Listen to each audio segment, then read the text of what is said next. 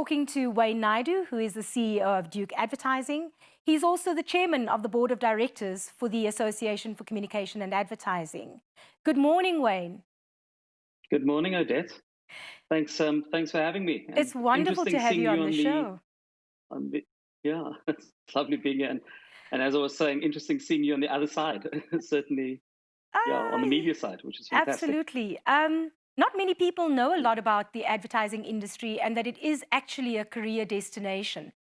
I can't help but notice the conversation on social media currently under the hashtag Black Careers Matter.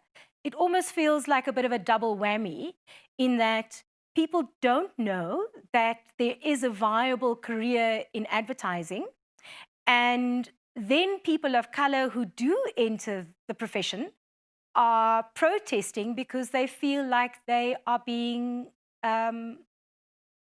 discriminated against or unfairly treated, or that there's a ceiling that they can't seem to pass. What are your thoughts on that? Well, listen, I guess, perception is reality, isn't it? And whilst as a body that we've both worked for, or currently that I'm working on, these are the challenges that we face. So perceptually, I go, okay, there is an issue. We can't deny that. We're getting a lot of feedback. But at the same time, there's a lot that has been taking place behind the scenes in terms of what we're trying to put in place. As you well know, the MAC Charter has probably been the biggest guiding policy for all of us in terms of rectifying the injustices of the past and trying to set the various agencies on a path to rectify a lot of these things that you're referring to. We're well aware that the advertising industry is regulated for transformation in terms of the MAC Charter that was promulgated and written into law. And whilst it does act as some kind of guide for how transformation needs to be implemented in an organization, how does this translate into what is actually happening in the workplace for people of color versus what happens during an audit for triple BEE points and a certification? So all that I can speak to is to the facts that we're actually sitting with at the moment. So from an ACA point of view, we're sitting with 39 members, 39 or 40 members at the moment, which makes up or constitutes some of the biggest agencies and independents in the country. What we're seeing, and we did a quick audit a few months ago with just in terms of looking at staff stats and profiles out of a salary survey and looked at compliance measures. It says that about 60% of the agencies, according to their scorecard, are level 1 compliant. 60% of the members, level 1, which is quite an enormous number considering that when you look at a number of the agencies, people view it and see, but how could that be when you're sitting with so many white leaders in those positions? Right. So immediately people kind of look at the actual representation of the people there and kind of going, but that doesn't quite match up with the number that is being suggested. Yes. But we also quickly forget that there isn't one pillar, right? There's several pillars that actually make up this, exactly, that makes up the charter. So whilst we're ticking a box and we're kind of going, that's amazing, I think that where the discussion needs to be taken or where the transformation needs to be taken is that people want to see more people of color at the top in terms of true leadership, in terms of true empowerment, in terms of the demographic of the country. So who then is policing that? Who would be the right body to police it? Does the ACA have a role to play? Or can the ACA collaborate a little bit better with wider industry bodies in order to ensure that the policing of what happens in the workplace is taken care of? I think it's everybody. I think that you can't fix this or solve it with one body or one institution. This is something that every single person within our industry needs to embrace. And what I mean by that is that if you become a member of the ACA, just as an example, you sign up to the Transformation Charter that incorporates the things that we're talking about. We're talking about the very essence and the soul of our society and our business that requires massive transformation in order for us all to grow and succeed. You've hit the nail on the head in terms of ACA member agencies have signed up to be compliant with the Charter, but the Charter affects more than just the agencies. Isn't it time for the essence, the spirit of the Charter to be reignited by getting a recommitment from the broader industry to what is written in the preamble, which beautifully encompasses the spirit of the Charter. And if that were to be done, would certainly go a long way to holding people accountable, to ensuring that the kind of second-class citizen treatment is eradicated from the workplace. It's a magnificent idea. And in fact, yesterday we had a meeting with one of the Black leaders in the industry, prominent industry leader, who in fact has suggested exactly the same thing. Fantastic. And we've said we are rolling that out right now. Fantastic. In fact, we're going so far as designing a massive poster for the reception areas of all the agencies. And what I'd like to see to go beyond that, as much as we induct new clients, new agency members on board or whatever, this needs to form the central component of that.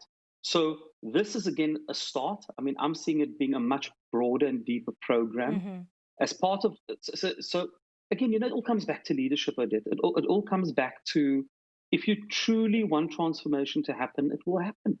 You have a new board, you have a new energy in the ACA to attack these issues. What is the strategy for quick wins in the immediate short term on the part of the ACA to stop the growth of animosity and unhappiness amongst our Black brothers and sisters who are finding it very difficult right now and in the current economic climate to survive and thrive in the advertising industry? We need quick wins. We have a few ideas that we're going to be implementing. You've taken the transformation chart as an example. A simple demonstration of having that in the foyers of companies and kind of going, that's actually what we subscribe to. That is what we're going to be policing and monitoring. I use the word policing not as harsh as it comes across, but it's certainly something that becomes part of the culture and the program of the various companies. The second part that we've been battling with, and you probably know more about this than I do at this point, but it's getting the council in place, the Mac Charter Council in place, to be able to audit and police accordingly. When you're looking at these, me talking about level one, compliance across the agencies, is that really the case? Are there loopholes? We need to be looking into this. We're hearing anecdotal feedback kind of saying, yeah, it's level one, but they've done a deal that does X, Y, and Z. I mean, that is just absolute rubbish. We cannot have that if we're looking for true transformation in this particular place. So these are the critical, just those two alone will be massive wins for us. Okay. And I'm going to hold you to that. It is 2020. The minimum requirements of the Charter were meant to have been achieved in 2018. I understand that there's been changes in government and there's been some delays, but I hear you about the new board and the new passion and the new energy within the ACA.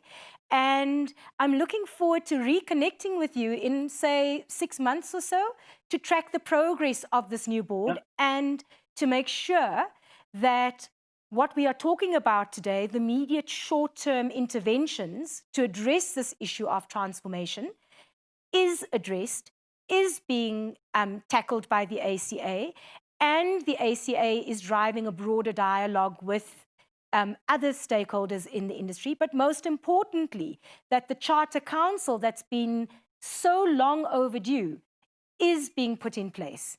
I think it's a very, very critical component of ensuring that policing is done and that the spirit of the Charter filters all the way from the BEE certificate into the spirit and workplace. How else are we going to attract good talent, good South African talent, good Black talent into a creative and diverse industry that should represent the South African people? I'm good for that, but we're gonna need your help. We're gonna need more people like you holding us to account, because that also flows down the pipeline. And I certainly will hold you to account, Wayne. You know that. Thank you so much. I know that. It's been wonderful chatting to you. Thank you for taking the time to chat with me today. I'm looking forward to seeing the work of the ACA. I believe in the ACA.